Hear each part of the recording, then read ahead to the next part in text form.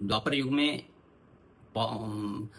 श्री कृष्ण के स्वर्गारोहण के बाद पांडव लोगों ने राजा परीक्षित को अपना उत्तराधिकारी बना दिया। राजा परीक्षित राजा बन गए और वो काफी धर्मात्मा राजा थे।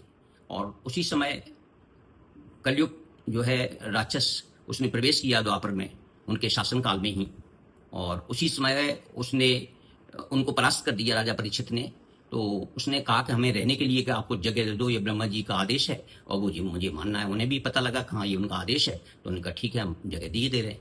तो उन्होंने कहा कि आप 5 कौन सी जगह में हम रह सकते हैं। तो उनका पहले मंत्रालय में रह सकते हो, जुआ जहाँ अनित पूर्वक पैसा कमाया जा रहा हो वहाँ रह सकते हो, और तीसरी जहाँ हत्याएं हो रही हो वहाँ रह सकते हो, और जहाँ वैश्यालय है वहाँ से रह सकते हो। कलयुग ने कहा एक हमारे कहने से आप बता दो। तो उसने कहा स्वर्ण में रह सकते हो। तो स्वर्ण में रह सकते हो तो ठीक है। उसके बाद राजा परीक्षित का क्या हुआ, वो शिकार खेलने के लिए गए और उनको प्यास लगी थी, तो वो शमी ऋषि के आश्रम में पहुंच गए परीक्षितगढ़ में, और उन्होंने उनसे पानी मांगा। और राजा ऋषि समाज में थे और वो उनको पानी नहीं दे सके, तो उन्होंने उनके गले में मरा हुआ सर्प डाल दिया।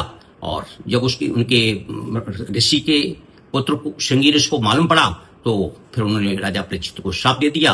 और इस तरह से कलयुग का पूर्ण रूप से धरती पर पदार्पण हो गया।